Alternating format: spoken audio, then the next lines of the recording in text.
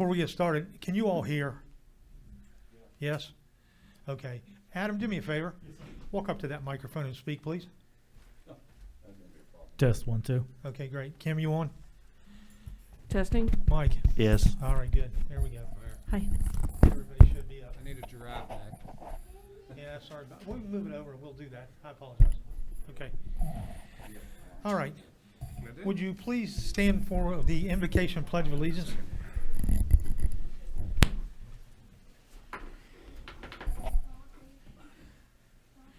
This evening we have the youth pastor from Vienna Baptist Church, Mr. Bryson Moreland. He'll lead us in the invocation, please. Do I need to go to the microphone? If you wouldn't mind.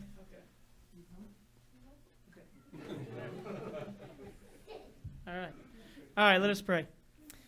Father God, we thank you for the day that we've had today. It is a blessing to just be alive. Lord, we pray that this time right now that we know that we have been elected to represent people and the city of Vienna, and I pray that we would put our selfish gain aside and that we would just see what's best, Lord.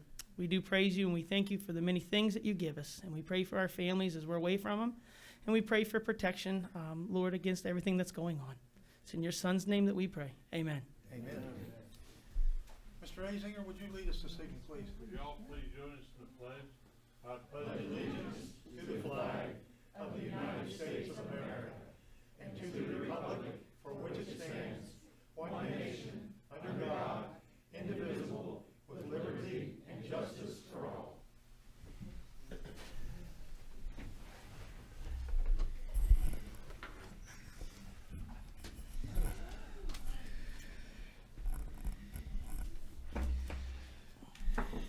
There was no one to sign up for the public forum this evening, so we'll go right into the regular session. I'd like to call to order this regular session of the Vienna City Council for January the 28th. Let the record reflect that I've taken roll, that all members of council are present. Having a quorum, we will proceed. The report of the minutes from timeout. The report of the minutes from the January 14th, 2021 meeting have been printed and posted and circulated. Are there any corrections to the minutes?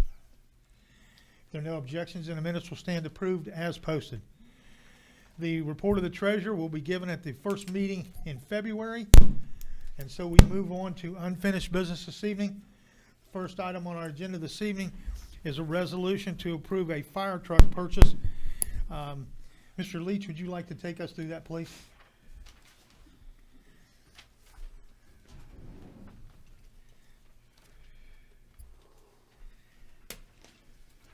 That's what you give Jim that.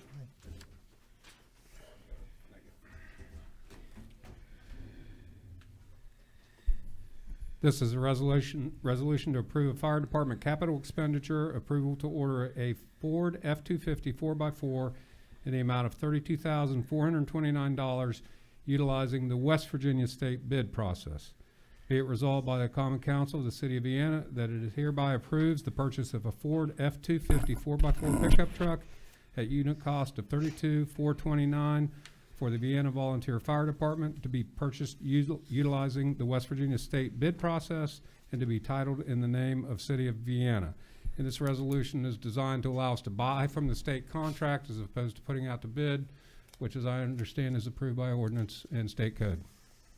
And that is correct. And this is a budgeted item. I'll entertain a motion for the approval of the resolution to approve the fire department capital expenditure. So moved. Second. It's been moved and seconded that we approve the resolution to approve the fire department capital expenditure. Is there any further discussion? Hearing none, then I'll call for the question. All those in favor of the resolution, please signify by raising your right hand. All those opposed? Motion carries unanimously. There you go, Chief. Thank you. Thank you. You can go to training now.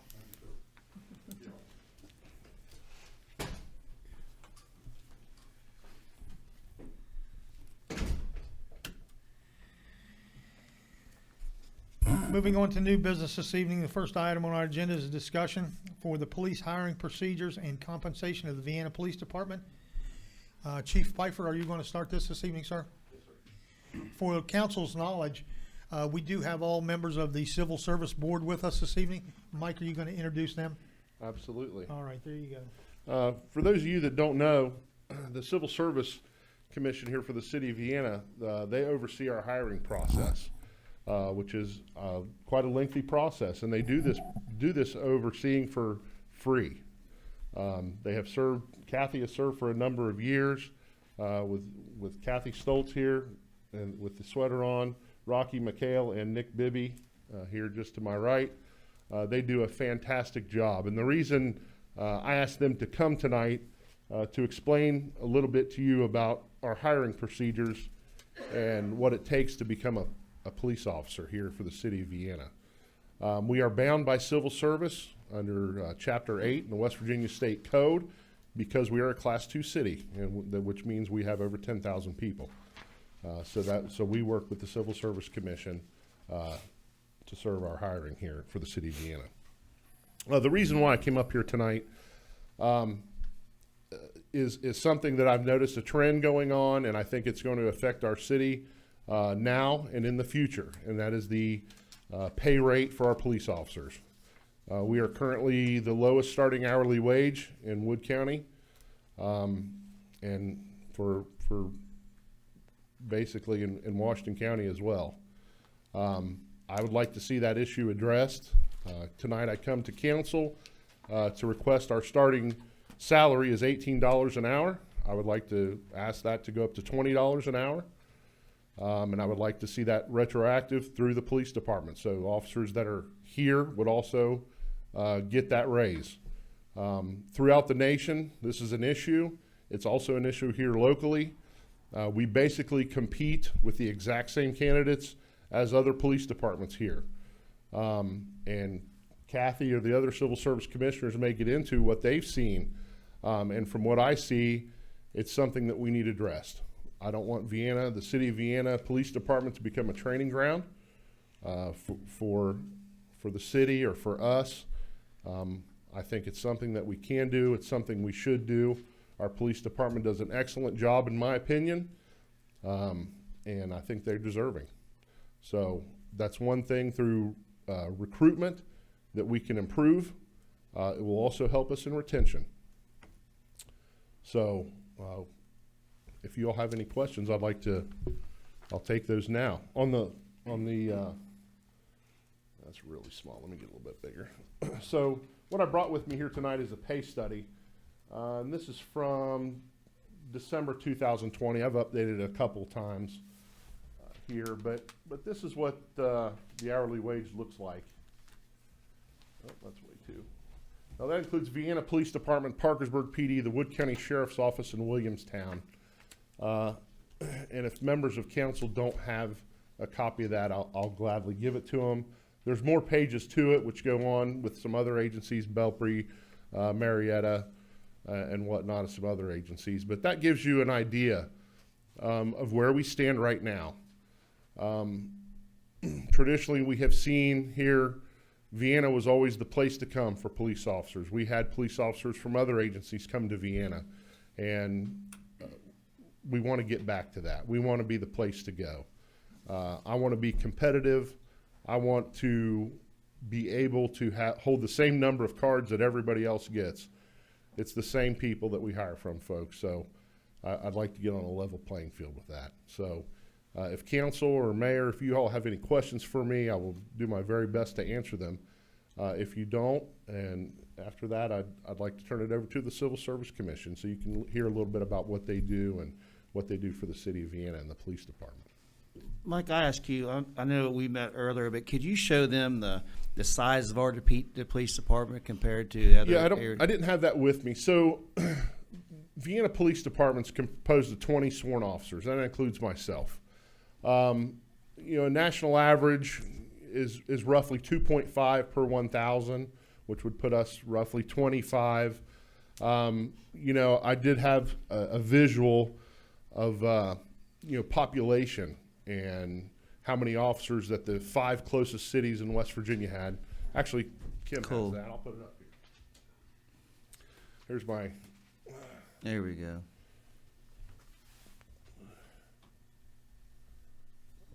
See if I can zoom up on that. So, South Charleston, has a few more people than we do. They just added another position. They have 51 officers. Vienna, of course, next with 20. So you see those cities below us, and Moundsville well below us in population, almost 2,000 people. So my point of that chart is this. You know, we want to be, you know, fiscally responsible, and I think we are. As a police department, we are. We do more with less, and I think we do a good job for the city. You know, something to consider in the future, we're adding on to the mall, adding on to our shopping, and I've talked to the mayor and some other members of council, and I would like to see a greater presence by the police department down there. So that's something we may consider in the future. By what I'm presenting tonight, I think that's just a piece of the puzzle that we can hopefully get some help out with. But as we talk, you know, 5-year plans or even more, you know, that's something I would like the members of council to consider, and what all that you would like to see. So that's something that I would like to see. But we'll address that too in the future. But I just want to let you know that's where we stand now. So we're not, 20 seems a lot. I always talk to people and they're like, wow, you have 20 police officers. It seems a lot, but you got to remember we're out there 24/7, 365, you know, every single day, every single hour. We're through vacations and COVID and sickness and babies and all kind of other things that regular life throws at you. We have to address that too. So we always want to keep people out there, officers out there, keep our community safe, and it is safe. We have a great place to live. We have a great place to shop. We have good schools. We have, you know, and we want to keep it that way. You see us every day in the school zone. I just talked to Mike about that, you know, and it's, we want to keep it that way. That's what we aim to do. So things are changing all around us, and we just need to keep up with the change. And I think Mr. Azinger, you had a comment? Sorry. I read one time where. Talking to your mic, Tom. Do I hear you? I thought I was a big enough loudmouth for that. That the national average was 300, a policeman for every 350 people, which would give us roughly 30. And I noticed that Bluefield has about the same population we do, and they have 30. You know, and So 20's not. well, here's the other thing to consider too. You know, it is just a number. Every community has different needs. So it depends on the community makeup, what your demographic is.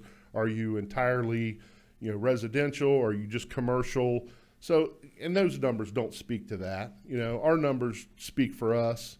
And like I said, I'll come to you all with what we need. And if you all have suggestions, I want to make my door open to you all to come in and talk. Because of course we can change. Everyone can do better at what they do, and we're no different.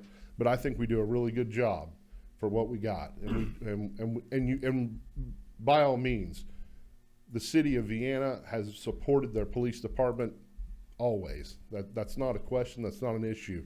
The people have supported the police department, and there's places, and there's probably places on that list that is not the case. So, but it is the case here, and I'm appreciative for that. So that's why I come here tonight. Mr. Elam, were you finished? Oh, no, I was just saying, I know when I was at Marshall University back in the 90s, Vienna, I mean, a criminal justice class, they said Vienna is a place, if you want to be a police officer, go to Vienna, West Virginia. I would love to get back to that, you know, because now it's not, you know, and I think a $2 an hour raise, I think, what you said, $106,000 total, what was your numbers? Amy did some numbers for the mayor and checked on those numbers, and if I'm not mistaken, if we did a $2 an hour raise, it would cost roughly, I think, $109,000. And that's nothing. I know because Mayor Rapp always talks about you guys, and I personally, I mean, I saw a small crime going on. I sent Mike Pfeiffer, the chief police, a text, and next thing you know, there's 2 police officers there. So I love our small town community that you can text the police chief and get action, you know. So I support whatever you guys need, and I'm sure the other members of council, I'll speak for them, but I'm sure you have our backing on that. So, Was there another question, Jim? Okay. The average of that report you're alluding to was $21 a penny an hour. So $20 an hour is, I think, very, very, very fair. Well, I would like Kathy and the other commissioners to come up. So, and Kathy, forgive me. What year did you start with the Civil Service Commission? I think it was about 90 or 91. She doesn't even know. It's been so long ago. You But were I'm- still in diapers. Yeah, I was. I was a sophomore in high school. Okay, but I Jimmy, want you to weren't tell you born something yet. about our You Civil weren't even Service born. Commission. When I say they oversee hiring, I cannot stress enough the important job of what they do, because nationally we are. When I say we, I mean the police are scrutinized because of their hiring practices, and are they hiring the right people, and what do they have to go through? These are the folks right here that make sure they go through those things, and I'm very proud of what they do. So, without further ado, Kathy, come on up. I'm going to bask in the glow of all that. Anything to get this off. Some of you are new. Some of the ones who've been here a while haven't seen much of us because of what we're doing. We kind of operate in the quiet zone. And as long as things are going well, nobody asks any questions. And so far, it's worked. I wanted to familiarize those of you who aren't at all familiar a little bit of what our process is. When there's an opening coming up or when we don't have any candidates on an eligibility list, we are directed to give a test. And we announce that, and the department does a good job because, frankly, they're a lot more in touch with people that are interested in law enforcement in that age group than I am. When I started this, my kids were too young to even think about it, and now they're too old. At any rate, we get applications. As you can see from the handout I put on everybody's place, the number has gone down steadily. That only goes back 20 years. But the number, in looking for those numbers, I was digging through some old paper files, which means they're from before I had a computer. And in I think it was 94, we had 163 applicants to get on our eligibility list. I would be thrilled to see that many again, except it would be an awful lot more work. At any rate, the test we give, the people who apply, the first column there is how many applications, the second is how many came and took the test. And there's always a substantial drop-off in those numbers. We give them a multiple choice written test that we purchase from a company that develops tests for law enforcement and other public safety offices. It does not require any knowledge of police work. It's just a general knowledge test. Were you paying attention in school? Can you read and comprehend what it is? Can you write a complete sentence? Can you do basic mathematics? Do you have some understanding of grammar, punctuation, and that sort of thing? It's a 4-part test. They have to get at least 70% on each part. It breaks my heart when somebody gets 68% on math and 70-something or above on the rest, but that's the rule. Those who pass the written test, we put through a fitness screening. That does not count toward their score. It's a pass-fail thing. It's the same standards that they use at the State Police Academy. They have to do a certain number of push-ups and sit-ups within a time limit, and they have to run a specified distance under a time limit. And in the very beginning, we didn't do that until later in the process, but it came to be that sometimes somebody slipped through and got to the academy and they couldn't pass the fitness screening and got sent home, and that was a waste of time and money and effort. So we do that after the written test. If they pass both of those first 2 steps, we interview them. It's not a big, long, complicated thing, but it gives us a sense of what kind of person they are, lets us ask questions about things that were on their applications. I tend to look at them, and I'm sure the other guys do too, is this the guy that I want to put in a police car and hand him a weapon and a taser and all the other things and put him responsible for public safety in the town I live in? And I like Vienna. I've been here 50 years, and my kids are away. I could go anywhere, but I'm staying here. Anyway, after we finish that step, they can get up to 20 more points. So we're at a point where the top score anybody can get is 120. And then that makes a list. And following that, if there's an opening, the chief will inform us or the mayor will inform us. There's an opening, we need to appoint somebody. the police department takes over after we finish those interviews. And if it's a short list, they will take all of the candidates. If it's a longer list, they might just take a group from the top, and they do background investigations. And that involves checking for police record with the DMV, their credit reports. They look at their Facebook page, and they have to pass a polygraph. And you'd be surprised, we warn them, don't try to fool the polygraph. It won't work. It doesn't. And that comes back to us. Then it's our turn to get together again, look at the test scores, start at the top of the list, go down through those background investigations, and decide if they meet the criteria, which are spelled out in state law and in city ordinances. But there's a certain amount of leeway in there. And we each get to give them a score of up to 20 points. Those get averaged, added onto their test score, and we have a final score to rank them by. We don't decide who gets hired off that list. The mayor says, send me the names. It used to be 3 names had to be sent to the mayor. Sorry, I've been talking a lot today and I'm losing my voice. The legislature eventually realized that you didn't always have 3 names, particularly in a small department. And now if we only have one applicable or certifiable candidate, that's the only name he gets. And it's up to the mayor then to decide who from the 3 or 2 or 1 to hire. And he doesn't have to take any of them. He can send it back to us and say, I don't want any of these, give me more names. Unfortunately, lately, we have not had the luxury of lots of names for any of us to choose from. The numbers have gone down and down, and I think, that was pretty obvious from that chart that I gave you. I'll tell you the story of last year. We gave a test in February. You can see on there how many people we had, how many passed. We ended up with 5 people who had passed all the parts of that test. We were able to certify 1 of them. And that person was hired and is on the force today. We gave another test in October because that first test didn't yield us a list for the next opening. We had 26 applicants, 19 showed up for the test.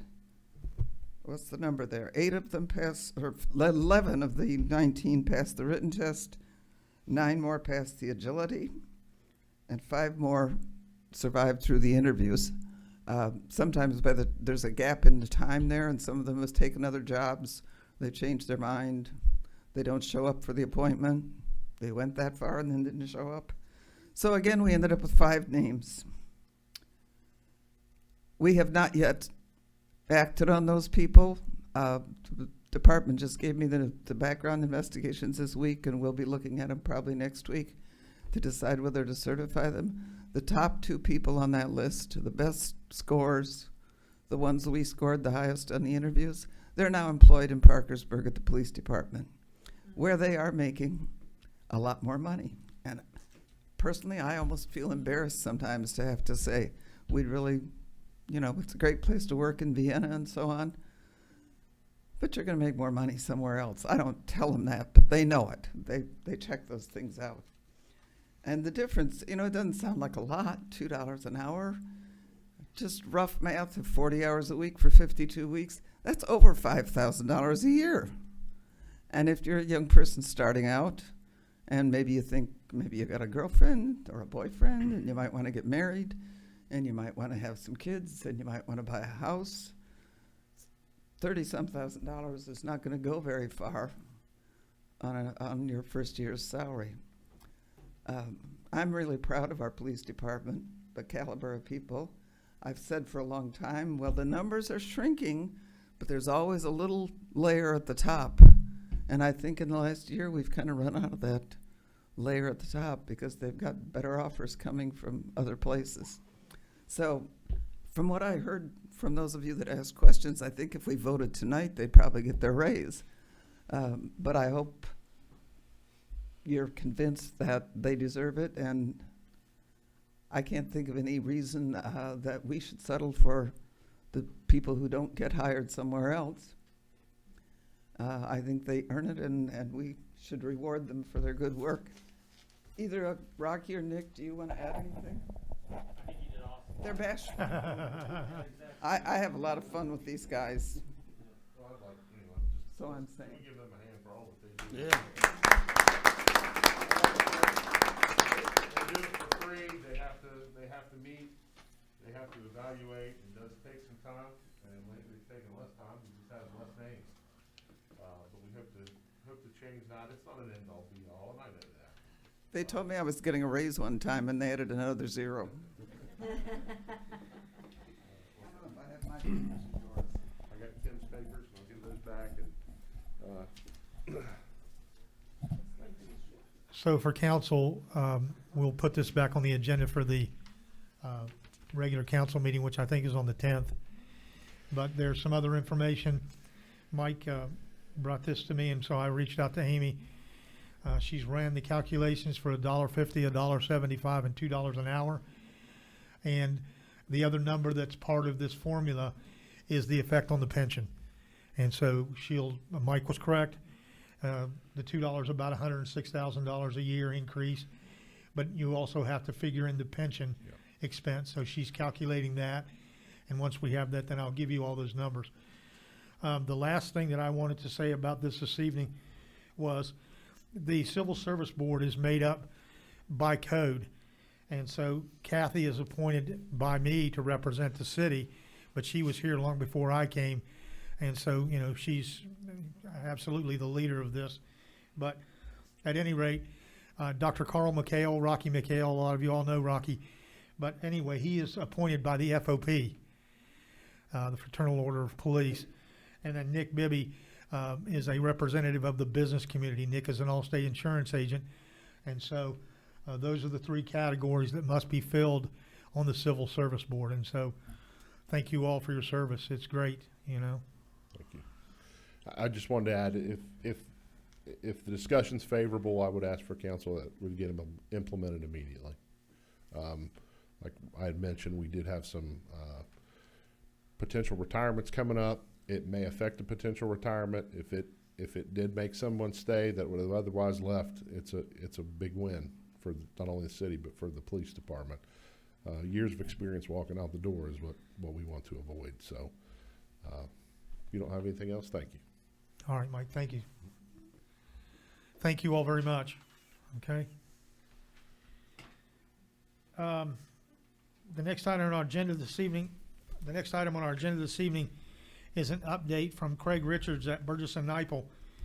You all should have gotten all of the information, this particular sheet, and all of the task orders. Craig is going to go into those in detail here.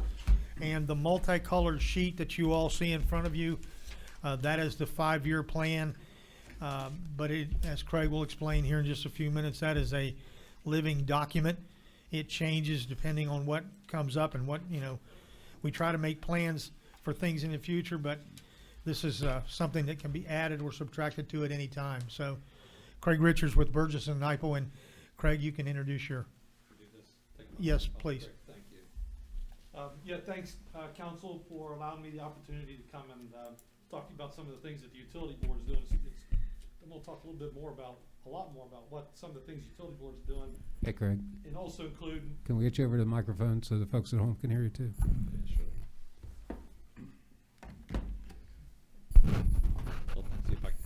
Okay, is this better? There you go. Great, thanks. Thanks, Jim. Craig, I do have a handheld if you'd rather have it. Hey.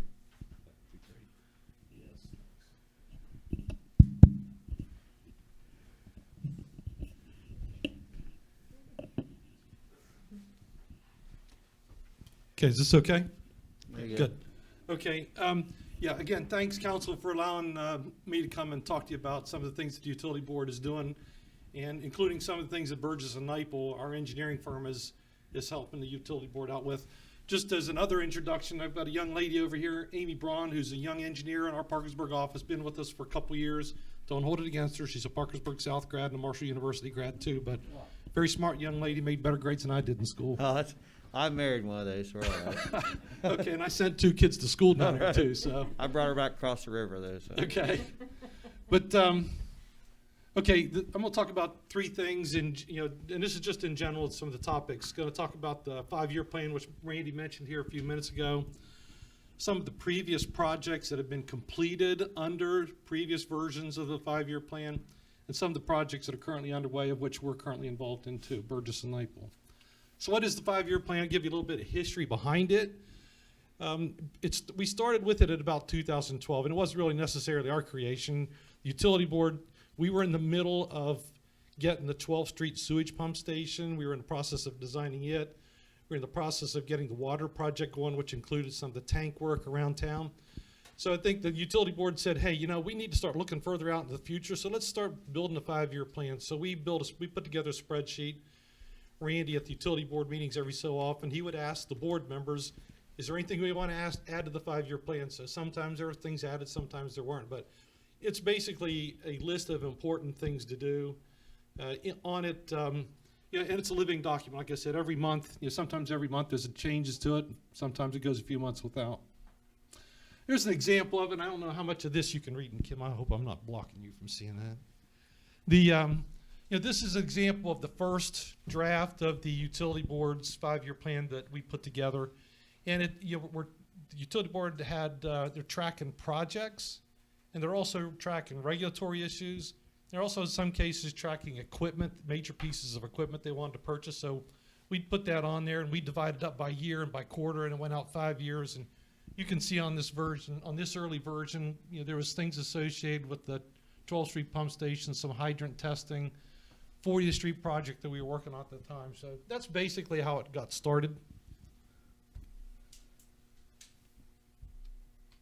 Oh, shoot. How do I get backwards? There we go.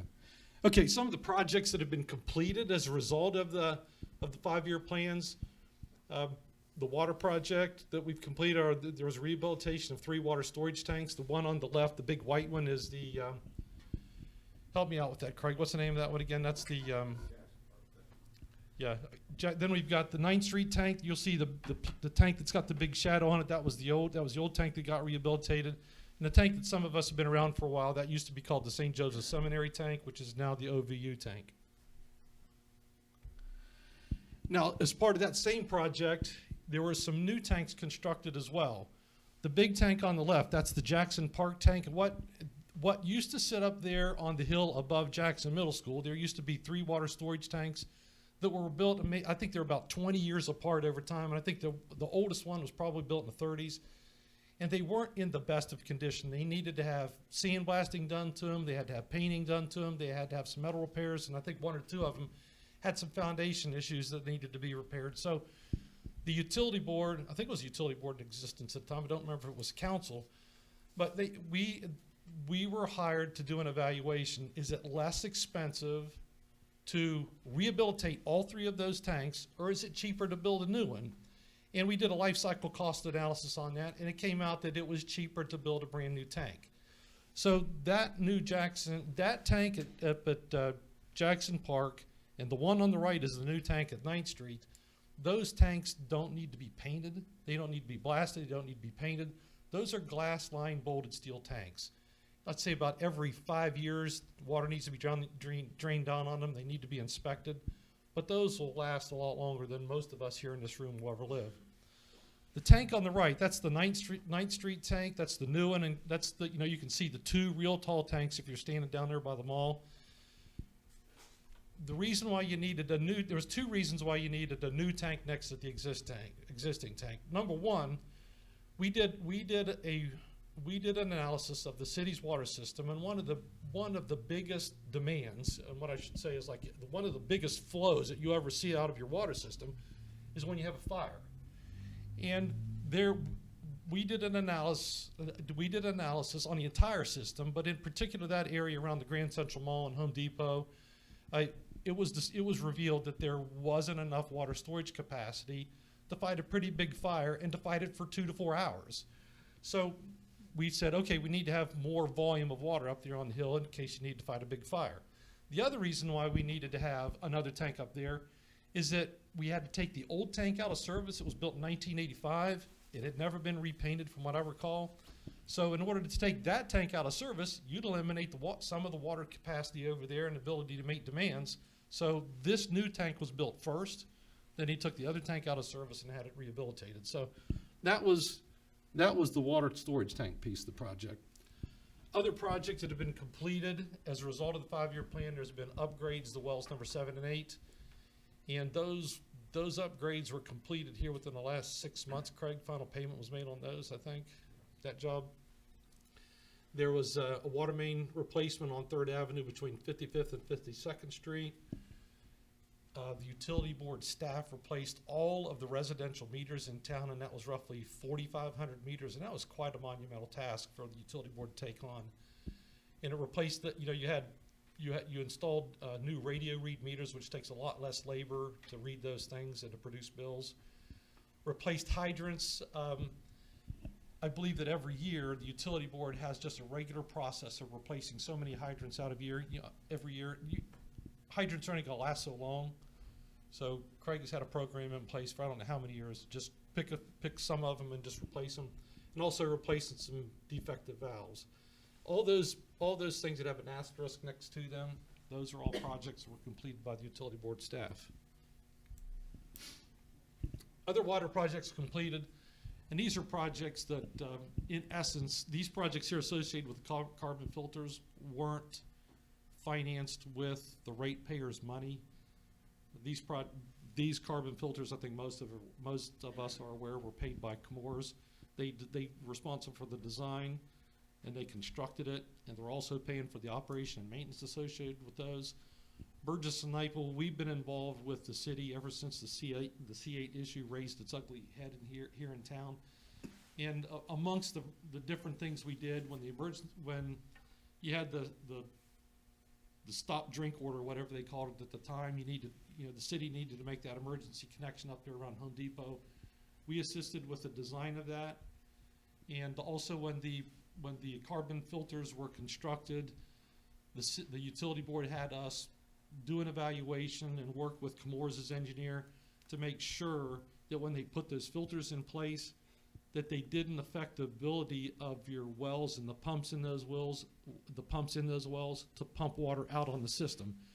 Because if you weren't paying attention to if the engineer, whoever wasn't paying attention to what they were doing, those filters could restrict the capacity of those wells. So there's additional pumps associated with those filters that Chemours put in that help you maintain the capacity that you had at all 3 of those sites.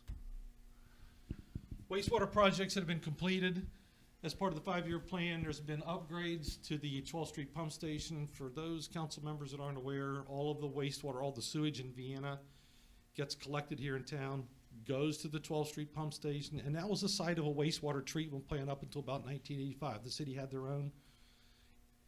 That got converted into a pump station, so all of your wastewater goes to Parkersburg for treatment. So there was a significant upgrade of that. That station really hadn't been touched since about 1985, 86. And there was a variety of reasons why that upgrade had to be done. There was parts that are outdated. You couldn't get them anymore. There was power supply issues. That big white box right here, that's an emergency backup generator in the event you have a power failure, which we've had power failures here in town before because of major storms. If you lose power there at the station, that generator kicks on, you keep pumping to Parkersburg instead of blowing sewage out into the Ohio River. There was another project, another sewer project. It was the Rosemar Road sewer extension. That extension that I'm talking about there is the extension of a sanitary sewer that started basically at Millstone Heights, that went up to the New Baptist Church, crossed Rosemar Road, and picked up Greenmont Gardens. Greenmont Gardens had a little, what they called a grinder station that provided service to that subdivision. Grinder stations are a pain in the rear. They're expensive to own and operate. A lot of guys like Craig and their staff that run wastewater collection systems don't like them, and I know why. They wanted that to taken out of service, so that sewer extension went up to Greenmont Gardens. Now, for those of you that drive Rosemar Road like myself, probably noticed that there was a contractor out there last year digging a trench along Rosemar Road up to Rosemar Meadows. That Rosemar Meadows sewer extension was to serve just Rosemar Meadows subdivision, and correct me if I'm wrong, they paid for that extension. They paid for the engineering, which was another engineering firm. They paid for the contractor to build it. And then help me understand, there's those Rosemar Meadows folks, they are now billable customers to the Vienna Utility Board. So they're paying the bill, helping cover the expenses, including paying the bill to Parkersburg Utility Board. Storm sewer projects that have been completed in the last several years. There was a new storm sewer that was constructed around the east end of 40th Street, and that's the two pictures that we're taking right here. This is a picture that I took on a Saturday morning. I was on my way to Walmart, and I mean, it was raining cats and dogs, and I'd heard about this problem. I've been to utility board meetings and council meetings too. So I went up there and took a snapshot of that area to see what was going on. Certainly had a flooding problem. Utility board, through your stormwater utility fees, built a new sewer system in that street and put in new pavement. And from what I understand, there hasn't been the problems that was nearly what we had before. Also, there was a storm sewer replacement at the east end of 55th Street there at the bottom of Greenmont Hills. That was completed last fall. And that was as a result of a collapsing sewer that needed to be replaced.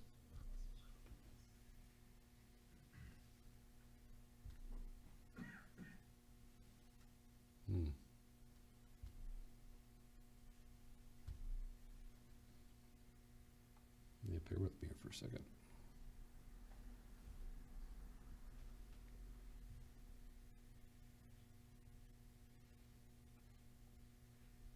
I'll pay attention to the screen. Okay. And then kind of wrap up some of the projects that were on that 5-year plan was the city maintenance garage. That maintenance garage is all encompassing of the water, sewage, stormwater, and public works department of the city, streets. That city maintenance garage replaces 4 garages that you previously had at different locations around the city. The majority of that work was done. Majority of that building was constructed by city staff, and in my opinion, it was a significant dollar savings to the city. I haven't done the numbers, but I've worked with architects enough. In a building like that, you're going to pay roughly $75 to $100 a square foot or more for that facility. So I don't know exactly how many square foot you got in that facility, but you got a pretty good deal. It contains pollutants on site, and what I mean by that is that if you have an oil spill up there, if you have a fuel spill up there, if you have, I'm sure that there's cleaning chemicals, compounds up that they use for equipment and whatnot up there. If there's a spill, the way that site is designed is it drains to, it drains the grease traps. You've got a stormwater detention facility down there at the south end of the site, right here. So it's environmental friendly. It's above the floodplain. For those of us that remember where the Public Works garage was before, it was right next to the 12th Street pump station. I remember the floods in the late 90s, early 2000s, is that there was water all around that facility. Your folks had to get that equipment out of there before the flood came. So this is all above the floodplain. And it also protects the significant investment that the utility board and the city of Vienna has in their equipment and materials. These 2 vehicles right here, for those of you that aren't aware, that's a camera truck, and the utility board paid, what, $150,000 for that piece of equipment a few years ago? And the Vector truck you just bought here within the last 6 months, what's the price tag on that? Over $400,000. And those aren't necessarily luxuries. We provide engineering services across the state and our offices across the country. Those are very basic piece of equipment for operating and maintaining a sanitary sewer system and a storm sewer system, especially with systems that are starting to get a lot of age on them like yours. You got to be able to clean sewers out if they plug up, and then run a camera up it to find out what the problem is. Those are pretty basic pieces of equipment. I used to work for the city of Parkersburg. I was assistant city engineer and city engineer up to about 1988. The sanitary board at the time in 1988 had a camera truck, and I think they had 2 Vector trucks too. So going back that far, they had some pretty basic equipment, and they have a pretty old system too, a little bit older than Vienna's.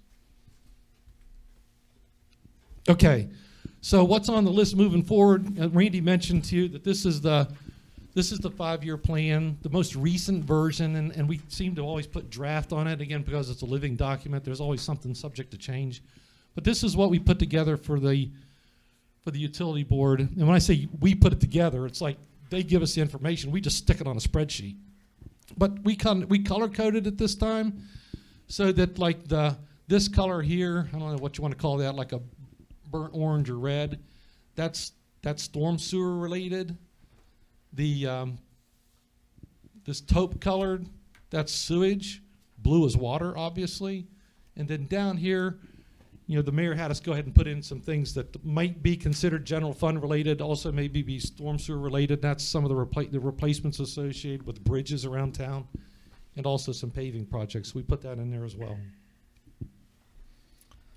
So these are the things that the utility board has hired Burgess and Nyepel to do here just recently. And 5YP means 5-year plan task orders, and the task orders are the way that we present proposals for our services and fees and stuff like that. So we have the stormwater master plan, we have the wastewater system study, we have the dredging of Pond Run and the Greenmont Hills dry ponds, and there's a couple different water system studies that we've got fired up here under 2 separate task orders. And I thought, since we have some new council members here, I thought I'd start by saying, you know, for each one of these, why is the utility board doing these? Well, for the stormwater master plan, I think we all know that there's some storm drainage problems that are at different locations in town, and doing the master plan will help pinpoint the locations of where those problems are. It's going to help you identify solutions. It'll provide you with some cost estimates. And then hopefully if you decide you want to spend the money on making some of those improvements, it'll help you prioritize where to put your money at. In the stormwater master plan, just take you through the process of what we're going to do. And Kim, I think you were there to me, you probably heard some of this. Is that the step number 1, we're going to identify the problem areas, and we're going to sit down. We're going to go with Craig's staff and see if they've got work orders that they've put together in the past, if they've got a complaint log of where some of the flooding problems are located. We're going to do a public outreach piece of this in step 1, and what that may be is put something on the city's website or a Survey Monkey or something like that. If anybody that's familiar with the Survey Monkey, let people go in there, say, hey, we've seen this kind of problem in this location, and it's damaged a vehicle, or it's flooded my property, or it's flooded my basement. Let them have an opportunity to go in there and actually provide us with their input on what they've had. If there's been a street closed because of flooding and they've had to drive around something, if they had an accident because of flooding, that kind of stuff. And then once we get all that information in our possession, we're going to compile it and put it all together in a big list. And then we'll do an initial evaluation of it. We're actually going to go out and take a look at probably all of these sites if they seem like they're legitimate. And we're going to look at it in dry weather to see if we can get a handle on what may be causing the problem. And also that, you know, we've got several people here that live locally. Amy lives over on Pope Properties. I'm a resident of Vienna. We have 2 other people that live here as well. Is that we want to be ready to jump out in the field during daylight hours so that we can go out there and see what the problem is, how wide of an area it might cover, and get a lot of photographs of it. You know, get some, but we may also incorporate some city folks into this as well, depending upon how many sites get identified by the public as part of the public outreach. Then we're going to prepare a map and say, okay, here's where the locations are, and here's what it appears to be the extent of the problem. Step 2, we'll take that information. We're going to establish some initial ranking criteria. When I say it's we, it's primarily listening to input from the utility board folks, their staff, and set some criteria like how many homes does it affect, how many damage reports have you had, how many complaints has the city had, that kind of stuff. And then we're going to rank the problem areas, and then we're going to select based on that ranking which, when I say we, the utility board's going to select which ones they want us to evaluate further on a more technical basis. Step 3 is final prioritization. We'll do detailed engineering. We'll do detailed evaluations. You know, we'll look at, for example, like if seems to be like there's a storm sewer that's too small, we'll do a sizing of it to see how big it needs to be. If there's areas where there's no storm sewers at all, we'll do estimates and determine what it needs to be, what needs to be out there. We'll establish final ranking criteria. We'll use some of the same ranking criteria that we had in the first piece, but when you're talking about going through the technical piece and you get an idea of what you need to build and where you need to build it, do you need to get easements? Is there a chance you might need to remove a building or something like that to accommodate a storm sewer? When you're constructing it, is it going to tear up streets and affect traffic? that may be some of the things we put on the final ranking criteria, and then rank the final areas. Then the final step is to give your report. One of the things I wanted to mention is in the detailed evaluations, one of the things that the young lady, Amy Braun's working on out there right now is that the utility board had us go ahead and start doing some of the detailed evaluations on that 20th Street area today, up around 19th Avenue, down to 15th Avenue where the many warehouses are, down to Pond Run. So we are doing the detailed part of that right now. So hopefully, you know, when this is all done, you know, you end up with more than a report that just sits on a shelf and gathers dust. You know, there's going to be costs associated with these projects, and there's going to be some decisions that need to be made by the utility board and probably by council as well. Wastewater system study, why are you going to do it? Conditions of the sewers are unknown. I was recently involved in preparing, I'm a member of the American Society of Civil Engineers, and I was recently involved in a committee that was to put together the West Virginia's first infrastructure report card. And West Virginia's wastewater infrastructure got like a D minus or D plus. And that's kind of average for nationwide. But one of the reasons why you got, you know, that communities get, you know, states and communities get such a low grade is you got all these assets buried in the ground. You don't know what you have, and you don't know what kind of condition it's in. And the times when you know what kind of conditions is when something fails and you got to do something with it. Somebody's got something backing up in their house. The other reason we know is a result of, at times during wet weather, you're pumping a bunch of wastewater down to the Parkersburg Utility Board, and we've done some flow monitoring as well that tells you that. The other question is you know, when you're, you know, we're paying, I'm a resident of Vienna too, we're paying for Parkersburg to treat our wastewater. So if there's a lot of excess water in your system, we're paying for it. So is there a way to reduce that payment to Parkersburg? Maybe, but we don't know. You got basement flooding, you got sanitary sewer overflows during wet weather and during severe wet weather events.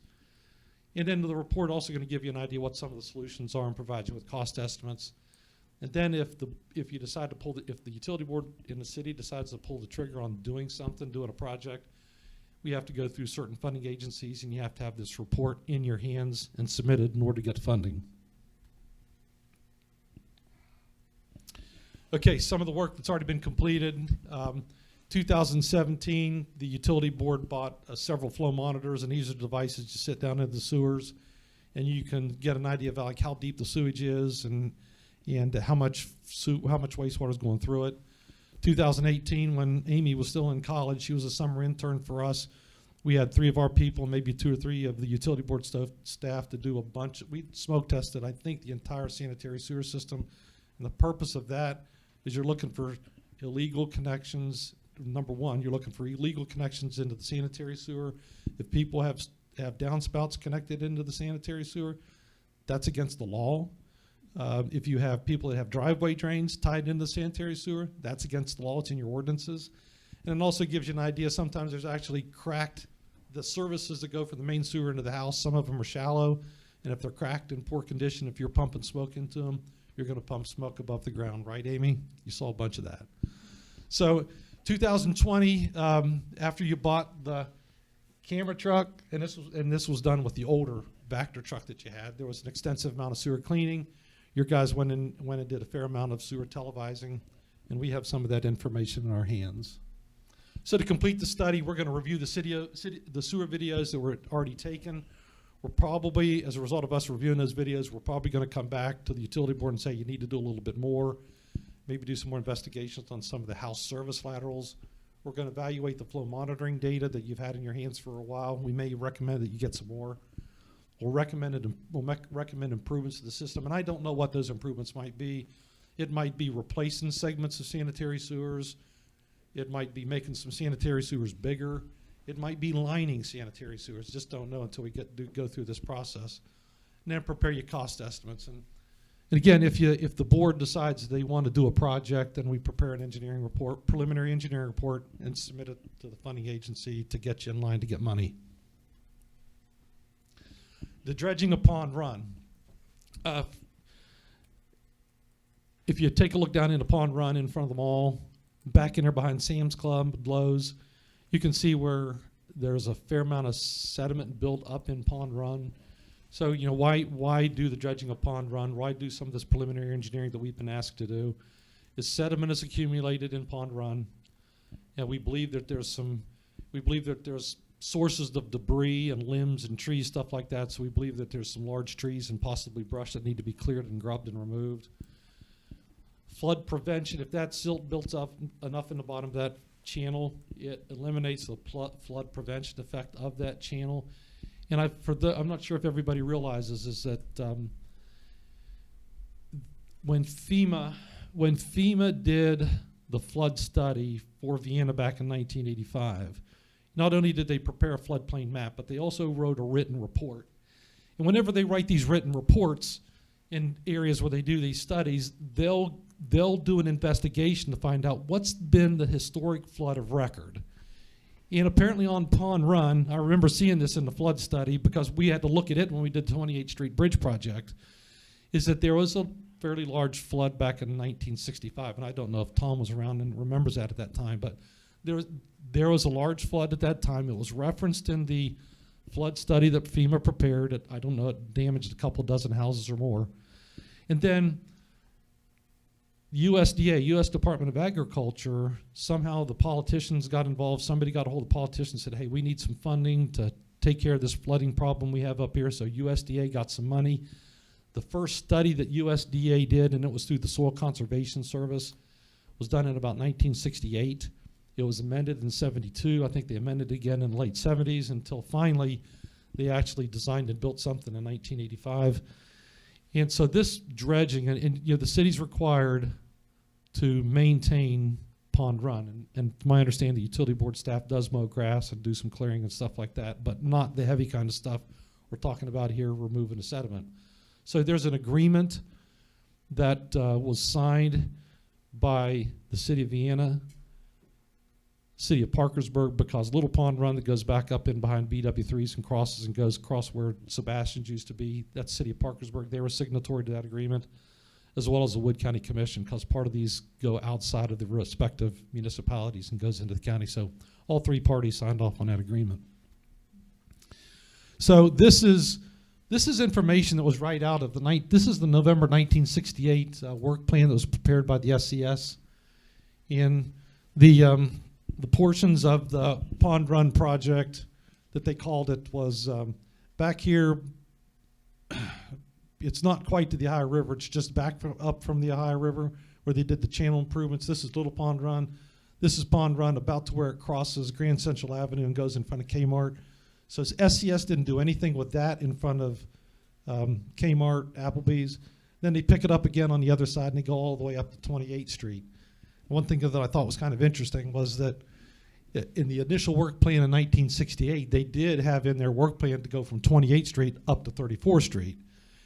And I think that we've all seen that before, at least from that area from Lexington Park Trailer Park up to 34th Street. It needs some work, but it's never been done. I think the utility board staff or the Public Works Department at the time, they did a lot of straightening of the channel from 28th up to what, 29th or 30th Street, Craig? I can't remember which. So there's been a fair amount of work done. So the other dredging that needs to be done, the why, with respect to the Greenmont detention ponds, sediment is accumulated in those ponds, and there's 3 ponds up in that subdivision. And there was those ponds, the purpose of those was when they developed that subdivision, there were regulations in place at the time is that if they're going to remove trees and going to put in pavement, they're going to increase the amount of runoff that comes off of that area. And that's at the top of a watershed. So if they're going to increase runoff, it's going to go down and affect the people down below, downstream. So there were regulations in place where they had to put in these sediment. They had to put in these detention ponds. These detention ponds, after they were designed and they were built by the subdivider, the city took those over, which is now the responsibility of the utility board. And there's sediment accumulated in those. And it does the same thing, that if they have too much sediment built into those, you lose the effect of detention, and you could impact people downstream in a flood event. And also, from what Craig's been telling me is that there is a maintenance issue. There is the bottom of the pond after a rainfall event.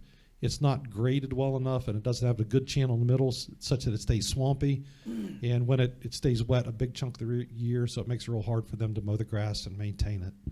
And when you get a lot of water and mud and stuff like that, you could end up with mosquito issues, let alone an unsightly mess. So preliminary design's underway. We've already started with the engineering associated with that. We've already got the old plans plus that old work plan agreement from USDA. We will have surveyors out there next week, I believe. And part of our service is to prepare preliminary plans. We're going to quantify the amount of sediment that's in the stream, and they're going to provide the utility board with a cost estimate. Now, once we report that back to the utility board, they decide, you know, do they want to take the next steps? They want us to prepare the final plans and specifications and advertise it for bids, but right now we just don't know what the cost is. From what I observed, I was up through there Saturday and I took several photographs starting down there at Outback and working my way upstream. It seems like the worst spots with respect to sediment buildup is the long straight stretches there around Panera, the Big Lot store, and then when you get back in behind Lowe's and Sam's Club, it seems like you got a fair amount of sediment there. But then when you get in areas upstream, it's kind of like, just like hit and miss. So there is some work to be done. There's greater work in some places than others. The water system studies, like I mentioned when I first started here, and I'm about ready to wrap this up. There's two water studies we're working on. The first one is a risk and resilience assessment. And why do you have to do it? Well, it's required by the America's Water and Infrastructure Act of 2018. And you have the utility board has a deadline of having that assessment done by June 30th, 2021. And as part of our services, is reviewing the emergency response plan associated with the water system. If there's deficiencies or things that need to be done with respect to the emergency response plan, there's a deadline for 6 months after you make that submittal for the risk and resilience assessment, but no later than December 30th of next year. What this risk and resilience assessment does, it replaces what was previously referred to as the vulnerability assessment. After the 9/11 attacks, there was a great amount of concern about the vulnerability of water utilities to malevolent attacks, intentional attacks, poisoning of water systems, taking systems out of services, bombings and stuff like that. So in 2003, Congress passed a bill that required to prepare vulnerability assessments. This risk and resilience assessment will replace that. So what are we going to do? We're going to assess the risks of your critical facilities and the operations of those facilities. We're going to look at your wells, the treatment systems, storage and distribution systems, the computer systems with respect to risks associated with cybersecurity, and if something would happen, you know, how does that affect your operation and maintenance processes? Like I said, we're going to review your emergency response plan. We're going to inspect all of the city's facilities, and things we're going to be looking for is fencing. Is fencing maintained? Is there some way of detecting if you have intruders approaching or into the site? We're going to interview staff to find out what they know about the facilities, about what they might believe is vulnerable. We're going to assess cybersecurity. We're going to need to talk to your IT folks about that. We're going to look at the water system's resiliency, and what that means is if like there is a natural disaster that takes out like a water storage tank or takes out the power supply to a well for a significant period of time, or somebody takes out a well, what's the capability of the rest of the system to meet the demands for the entire city? So that's part of it. And we in the past services we provided the city, we've got a computer model of the entire water distribution system. So part of the exercise is to go into the model, shut off a piece of the system, and see how the system reacts to that. And then once all this is done, this information gets uploaded directly to the US EPA's website. For those of us that work a lot in this business, we usually deal with the West Virginia Bureau for Public Health. This is an end around. It does not go to the state agency. It goes right to the federal government, and I think part of it is to keep it secure and keep some of it under wraps. Water system studies, the next one is an update of the water system evaluations back in the about 2008, 2009. We did a water system evaluation and wrote somewhat of a comprehensive report about what are some of the needs, some of the things that need to be taken care of. But some of those, not everything that was in that initial report 10, 12 years ago was done, and it's not uncommon that those kind of things aren't done because it can be an extensive and expensive list. So there's been some things done. We're going to go back and see what kind of effect those improvements have had on your system, and we think it's going to be, okay, things are better, but just still have other things you need to do. And then in general, you know, in that report, there was a list of needs. We're going to update that list of needs. We're going to evaluate the capacities and identify deficiencies. Community communities are always changing. The water demands are changing. One of the big things that we've seen, I don't think we've seen it here, but I've heard this a lot from the Parkersburg Utility Board folks, is on the water side, because water fixtures are getting to be more and more efficient. You know, people are thinking more and more green, so there's less water consumption. So that affects it not only affects, you know, the water that you need to pump out of the ground you treat, but it also affects your revenue stream too. So we're going to look at what the demands are placed on your system by the customers. Another thing is that we're going to take a look at, in the previous report, there are certain parts of the city where you don't have adequate fire protection. And I know that, you know, your firemen could probably pull up to some of these hydrants and say, yeah, we get water out of it, but in order to have adequate fire protection, typically you have to have at least 250 gallons a minute out of a hydrant to fight a fire. And usually that's just enough to feed one nozzle off of a fire truck. So there's some areas in town, when we did the initial study, and some of these areas have not been addressed yet, is that it's just simple putting a bigger main in an area and connect it to an existing main can make a dramatic improvement. One of those areas is up in Forest Hills. So we'll take a look at these areas and some of the critical water mains as well. And then when we do the risk and resilience assessment, there may be recommendations that spin off of it we'll put into this update. We know that there's been some recurring problems associated with the water distribution system that's not unlike a lot of other communities where your water mains are getting older. And we all know we're getting older ourselves. Water mains are getting older and they get more susceptible to breaks, depending on the type of material that those water mains are constructed out of. You know, we've heard from Craig and his staff that they've got some problematic areas. One of our guys that lives up here says that he's seen a water line break in front of his house a few times. So we need to kind of get a handle on what those are, put it in a report, and see what kind of costs you're going to have and do those replacements. And also, there's outdated equipment, some of your telemetry equipment we think we need to take a look at, maybe some of your chemical feed equipment associated with the wells. We'll bundle that up in what we're calling technical memorandum. It's going to describe the improvements, give you cost estimates. Then the next thing is that there's stuff that's not necessarily been on the radar in previous reports, and the mayor and the board and Craig have asked us, will give us, I know we've talked about this 5-year plan, but let's take a look at some of the 10-year stuff that needs to be done. Even though you have 2 new tanks that are glass-lined water, that are glass-coated steel tanks, you still have painted steel tanks. And those painting systems might last 15 to 20 years, so they want us to build a schedule for inspecting those tanks every so many years, rehabilitating those tanks every year. The water supply wells, you've got 8 active water supply wells right now. And because of the nature of the water that's pumped out of those wells, our water here has got a fair amount of iron and manganese in it. That iron and manganese will tend to plug the screens in the bottom of those wells, which affects the ability of those well pumps to pump water out into the distribution system.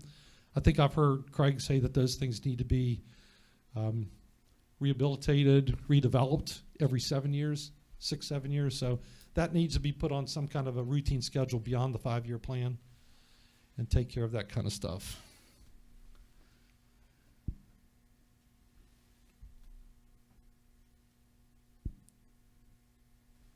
Hold on here. I think this is about the last slide. Okay, if on the water system, if the board decides to proceed with the project, it's just like on the wastewater side. The board could ask us to do a preliminary engineering report, which is required by the funding agencies in West Virginia, and it gets submitted with a preliminary application. So any questions? I know I've talked a lot. Randy didn't go like this to me, so. Well, I just want to add one thing. While you all are considering all the information that Craig has given us this evening, I gave you all this sheet that it's the task order descriptions, and you also have all of the task order definitions. They say draft, but that is the official task orders. If you look at the left-hand column, it says source of payment. Those 3 items that are in that are coming out of the water funds, but we've removed the task order number 20. That is not part of the program right now. There is some funding out there for economic development that we're going to try to tap into and see if we can get some funding for that. So we've pulled that one back. But 18 and 19 are both in the system, and so Burgess and Nyepel is going to do those. The sanitary sewer funds for task order number 16 is still in the system and working. And then the last one is the stormwater funds. And we pulled task order number 14. If you all are aware, right there between 7th and 8th Avenue on 41st Street in front of Vienna Elementary School, that thing floods curb to curb, and it has for many years. But we're going to pull that one back and make it a different project. There's some right-of-way issues there that we have to deal with. So we've pulled that one back until we can figure out how to do that particular project. Task order 15, the stormwater master plan. You know, over the last 6 months, we've had lots of conversations about some areas in town. And so that one right there, the utility board is going to pay for the master plan out of the stormwater funds. And then whatever projects, whatever prioritization comes back from Burgess and Nyepel as far as how to eliminate some of those key areas, we'll be back to the city for funding on those, because those are going to be very expensive. Okay? Task order 17 is the dredging of Pond Run. We've paid into the Soil Conservation Service for 30 years, Craig? Long time. And so there is a pool of money there that we're going to access for the actual dredging on that.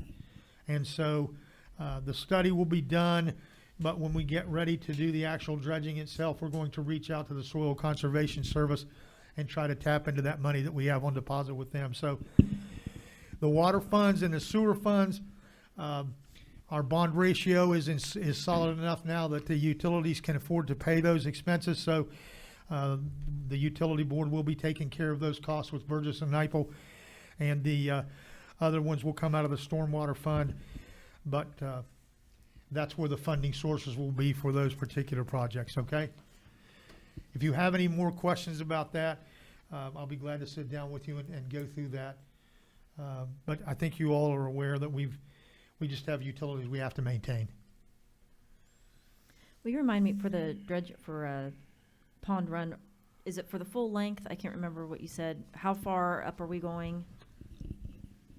It's, the project. Microphone.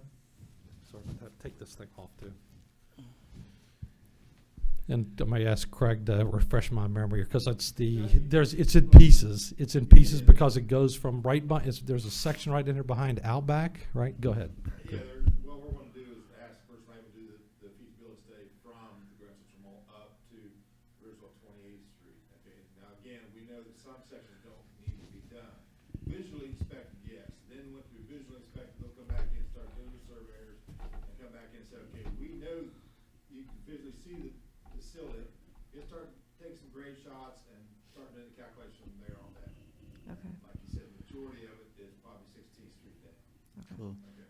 And I do, there's a section that I looked at, and Craig, you're probably familiar with it. It's the area right behind Window World, where they did the fill in right there, and they put the Window World building right there. Yeah, we're not in charge of that. That's not part of our system. I think that's county. Yeah. That's county, okay, all right. Ours is actually, their first feasibility study is, like you said, it went from 34th Street down to the mall, but they decided to do the project from 28th Street down, the widening of Pond Run. The reason they didn't do 28th, 34th Street, because they felt it was a bird sanctuary at that time, and they decided not to do it, okay?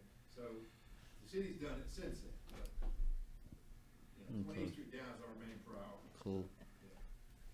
That's it. Okay, thank you.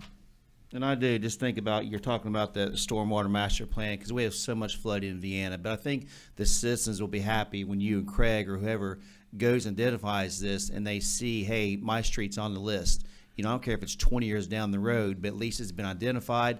I think that'll go far with the citizens and say, hey, we are recognizing this. We're going to get to it. Just, you know, money allows, like Randy said, but having a master plan so people can physically see that, that'll go far. So thank you for guys doing that. We appreciate the work very much. Any other comments or questions before we let Craig go? All right, Craig, thank you. Thank you for coming this evening. We look forward to getting your reports. All right, so we've been at this an hour and 15 minutes. Why don't we take a 2-minute break and stand up? All right, we'll be right back. Did you get all that, Jenna? Turn the heat on? Mike, would you turn the heat up? Need some heat. Yeah. Please. It's freezing. For me and Russ are fine. Russ, you're fine, aren't you? I'm fine.